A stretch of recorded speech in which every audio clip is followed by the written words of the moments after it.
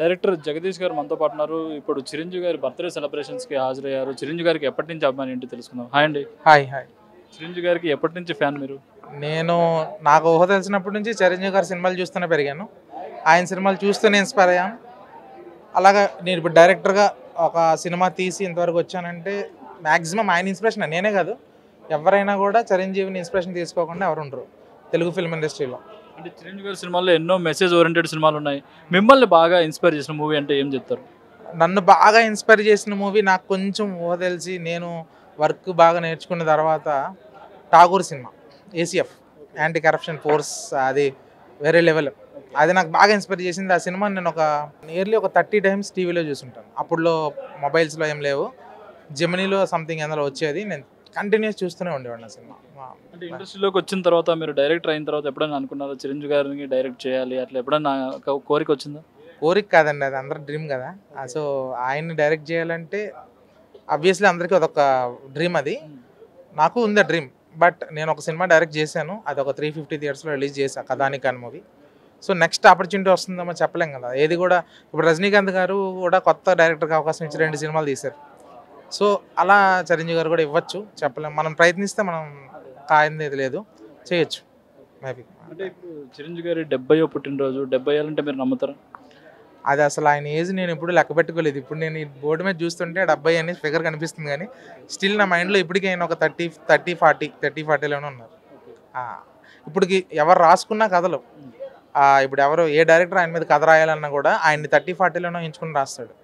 ఆయన ఒక 70 ఇయర్స్ అంటే ఆయన కథ రాదు, అది ఆయన ఊహించుకోలేం కూడా అలాగా. ఇప్పుడు చిరంజీవి అంటే ఏంటి, అమరుడు అని అర్థం. ఆయనకి ఏజ్ అవ్వదు, మరణం లేదు, సో సంథింగ్ అలా ఒక పెక్యులర్ క్యారెక్టర్స్ వాళ్ళు. ఆబ్వియస్లీ చిరంజీవి గారు ఎప్పటికీ చిరంజీవి అంతే. చిరంజీవి గారిని ఎప్పుడైనా కలిసారా? అవకాశం వచ్చింది? కలిసానండి, రీసెంట్గానే జనవరి 7వ తారీఖున కలిశాను. నేను కలిసినప్పుడు చిన్న పేపర్లో కూడా వేశారు.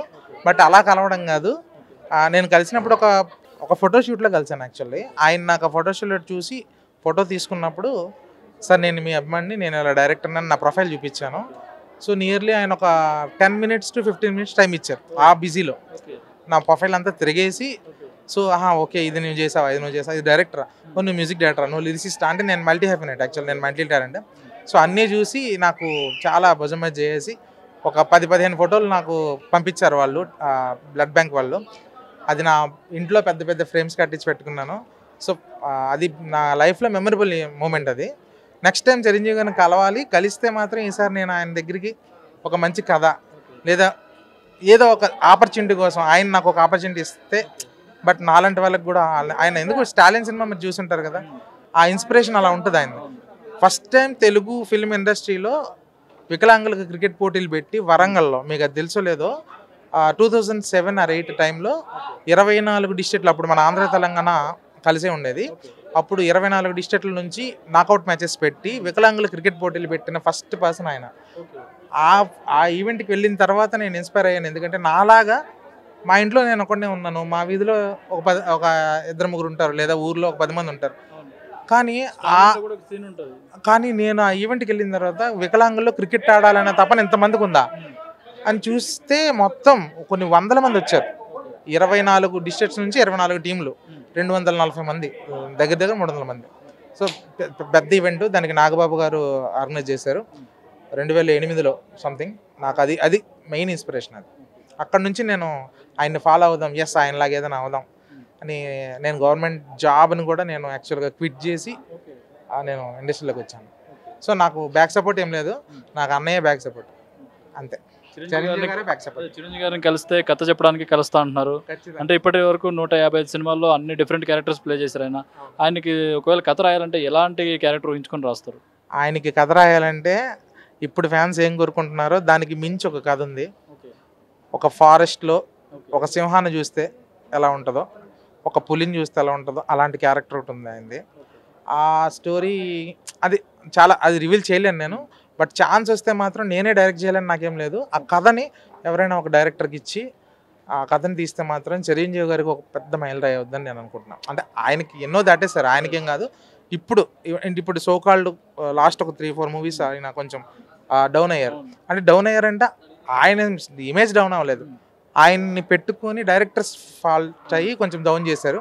బట్ మంచి డైరెక్టర్ చేస్తే ఎక్సలెంట్ సినిమా చేయొచ్చు. నాకైతే కోరిక ఏంటంటే నా స్టోరీ సార్ వింటే ఖచ్చితంగా ఒప్పుకుంటారు. బట్ వినే ఛానల్ కోసం వెయిట్ చేస్తున్నాను అంతే. నేను ఈ మీడియం ఏందో ఒక్క మాట చెప్తున్నా, ఒక డాక్టర్ అవ్వాలంటే 5 years కష్టపడితే డాక్టర్ పరీక్ష రాస్తే ఎవడైనా అవ్వచ్చు. అది నువ్వైనా నేనైనా చదువుకున్నాడా నా పేదవాడైనా ఎవడైనా. ఒక ఐఏఎస్ ఆఫీసర్ అవ్వాలన్నా అవ్వచ్చు, ఒక ఐపీఎస్ ఆఫీసర్ అన్నా ఒక గైడ్లైన్స్ ఉన్నాయి, ఈ పరీక్ష ఇది ఈ అర్హత అని. కానీ ఈ సినిమా ఫీల్డ్ ఇండస్ట్రీలో లేదు. నువ్వు డిఎఫ్ టెక్ చేసినా లేదు, నువ్వు మంచి తోపు ఫోటోగ్రాఫర్ అయినా లేదు, నువ్వు తెలిసినోడు ఉంటే చాలు నేను ఈ సినిమాలు తీసుకుంటారు. అదొక్కటి మారాలని కోరుకుంటున్నాను నేను అంతే. ఇంకేం నేను రెవల్యూషన్ తేవట్లా. అది నాకు ఎప్పటి నుంచి ఒక చిన్న బాధ. అంటే ఒక ఛానల్ లేదు దీనికి, ఎవరో కాలు వేలు పట్టుకొని అవకాశం అడుక్కోవాలి తప్ప నాకు ఆ టాలెంట్ ఉంది సార్ అని ఒక రెస్పెక్ట్ఫుల్గా బతికేంత ఇండస్ట్రీ అయితే కాదు ఇది. అది మారితే మాత్రం ఒక తెలుగు ఫిలిం ఇండస్ట్రీ ఒక గ్రేట్ అవుతుంది. అది నా ఫీలింగ్, పర్సనల్ ఫీలింగ్ అంతే. అందులో ఎవరు నేను చేయలేదు. ఆల్ ది బెస్ట్, మీ డ్రీమ్ నెరవేరాలి. Thank you. చిరంజీవి గారికి ఫైనల్గా బర్త్డే విషెస్. హ్యాపీ బర్త్డే అన్నయ్య. నాకు చాలా హ్యాపీగా ఉంది. ఈరోజు ఈవెంట్కి వచ్చాను, చాలామంది మీ గురించి కేరింతలు వేసి డ్యాన్స్లు వేసి చాలా చేశారు. మళ్ళీ హ్యాపీ బర్త్డే. ఇలాంటివి మీకు 100, 150 జరుపుకోవాలని నా మనస్ఫూర్తి కోరికనయ్య. Thank you so much.